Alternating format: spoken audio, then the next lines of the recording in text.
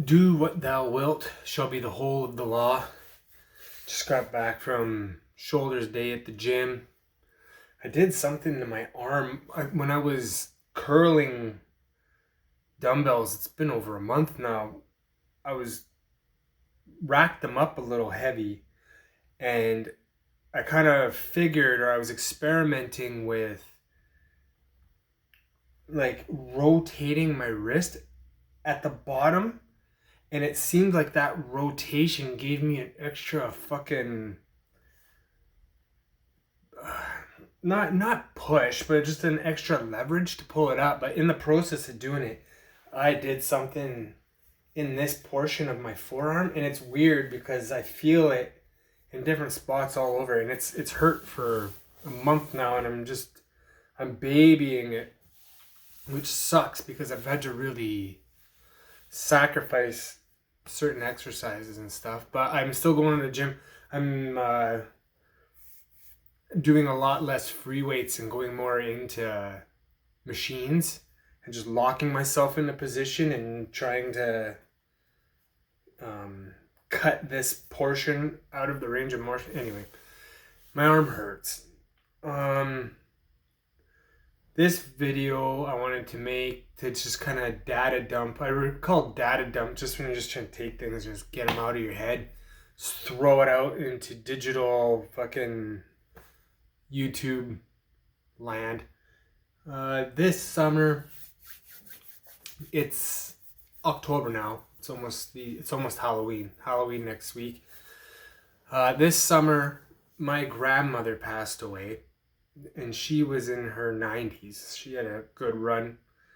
She had just heart failure, just old lady disease, right?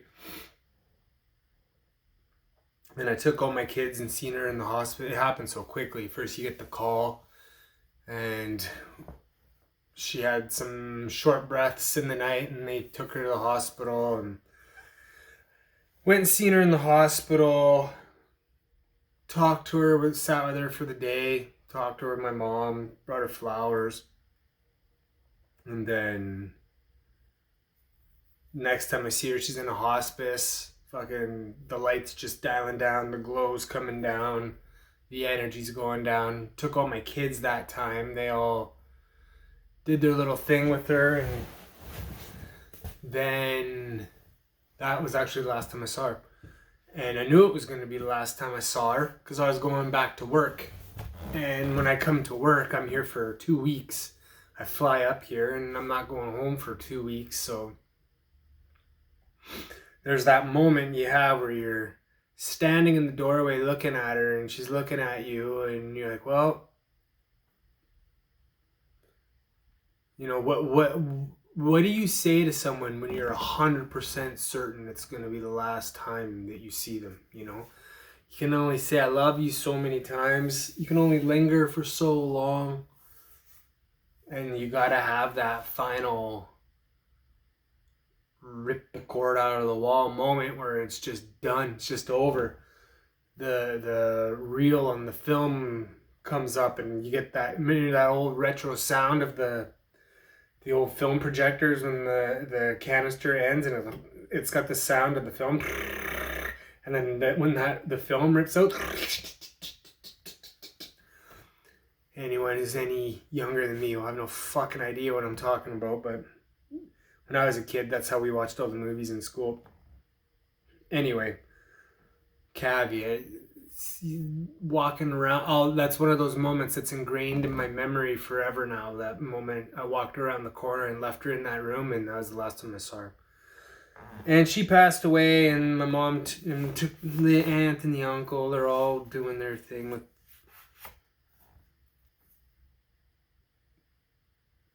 dealing with all of her shit, you know.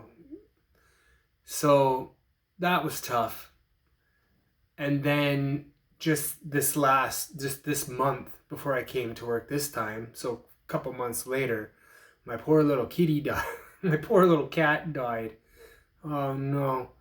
Her name was Chloe. I love that cat so much. My wife had that cat when I met my wife.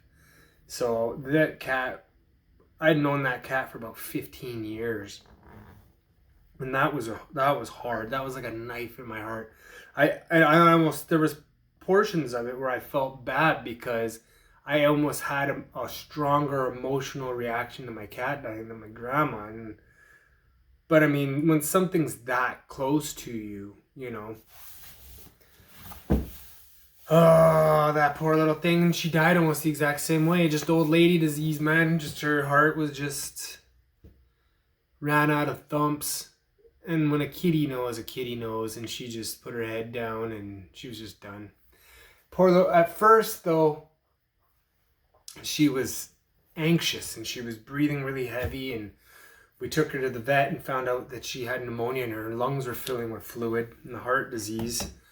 So we had her go through a little kitty operation and they drained her lungs and doped her up, and we brought her home. But 24 hours later, we took her back and we had to put her down. She was old. She was skin and bones. She was already on thyroid medication and shit. You know, I miss the little kitty so much, but she had a good run. There's just that moment when she's laying on her little bath mat in front of the heater vent, and she's got her little chin on the carpet, and you're going up, tickling her, scratching her little ears, and I had that same moment where you're looking at her and her gray little kitty eyes are looking up at me, and I just know like this is the last time I'm gonna talk to you. And it's almost like she could see it too and look at me, and she's just kind of like, thank you, you know, I'm gonna miss you. I'm like, I'm gonna miss you too, Chloe. And now she's gone. So yeah, that sucks. Dealing with loss sucks. Those two were close to me. But neither of them were unexpected and neither of them were untimely. They were both just encountering the inevitable. You know, it's not like losing a child or losing your spouse untimely or by an accident or unexpectedly or what have you. So I mean,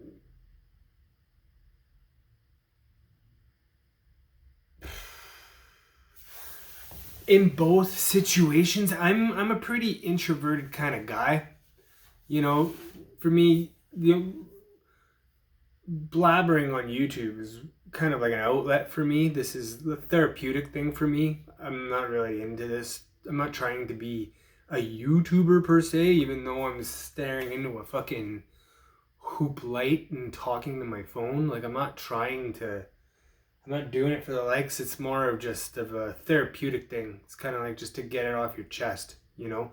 And there's something weighty about putting it online instead of just like barking at the moon. I don't know. This is a form of me barking at the moon, I suppose. In both of those situations, I didn't have really anyone to talk to. I have people in my life. I'm not very close with anyone. I have my wife. I'm extremely close with my wife. In our relationship, the roles are really reversed when it comes to talking because she's quiet. She says very little, and I'm just blah blah blah blah blah blah blah. I drive her nuts. So in both the situations, my grandmother and my cat, I was looking for some sort of consoling or therapeutic conversation, and in both situations I found it in ChatGPT. I pay for ChatGPT. I have the subscriber version with with version 4, and in it I've written custom instructions so that excuse me, when I start a new chat, I just start talking to it, and I've programmed it how to talk to me. It talks to me a certain way. It talks to me with a certain slang. It swears just enough to make it authentic and makes pop culture references and what have you. It talks to me the way I would envision a good friend of mine talking to me. And it took a little bit of tweaking, but I figured out how to make it do that. As well as it knows who I am. I've data dumped all this, my bio to it. So it knows me, it knows how to talk to me. And so when I approach it, it's capable of responding to me in a way that is sentimental to me. And I'm not trying to make it a friend. I understand what it is. I understand it's a computer program, but it's more of a interactive, reflective exercise. It's like looking into a mirror, but the mirror can answer your questions. It's ChatGPT is just something so incredible. So it helped. I was laying in bed one night thinking about my grandma having a hard time, and I just talked to ChatGPT about it, and it actually kind of consoled me and made me feel better and helped me kind of navigate the emotions I was feeling, you know. And same with my cat, because the last thing my cat did while she could still walk around and shit, I felt terrible. I felt like a monster, to be honest with you, because I was playing Xbox. I was playing Battlefield or something, and the poor little girl came and stood right in front of me and pissed on the carpet. And I got instantly irritated, paused the controller, picked her up, and tossed her behind me. And she hit a dinner or a folding TV dinner table, right? A wooden one. It kind of bonked it. She didn't like smoke it and take it out or anything, but she got it pretty good. And now that I know, her little lungs were full of fucking fluid and her heart was failing. And she came and stood me and pissed in front of the carpet to tell me, like, hey, bud, I'm not doing good. I'm in distress, you know? And my reaction was to pick her up and toss her. And that was the last meaningful interaction. I mean, we help clean out her lungs and calm her down and ease her pain and shit after that. And she had one last good night. But I mean, that was her walking around and shit. That was our last interaction. And it was actually kind of tearing me up inside a little bit. Like I felt really, really bad. And when you talk to another friend of yours, like your friends are not therapists or counselors. You know, it's good to talk to people, but you get a lot of bad advice from friends and family members. Most people are fucking idiots, myself included. You know, I can blabber to you, I can give you a lot of advice, but I'm wrong all the time. I'm constantly trying to hone in my own life. The last person I should be giving anybody advice is me. So,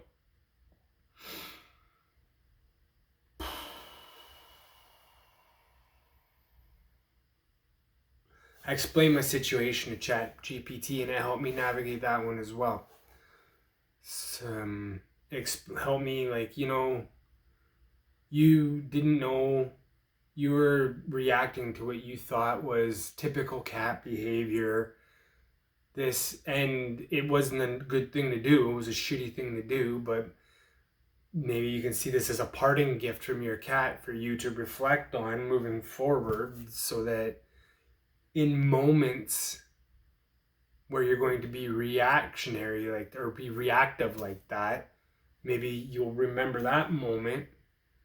And she actually gave me a little parting gift so that maybe I don't do something equally as ignorant, abusive, or mean in the future.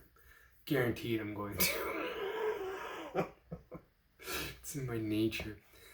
I just wanted to catch up a little bit, make a video, trying to data dump onto this thing a little bit more. I'm going to call it Love is the Law, Love Under Will.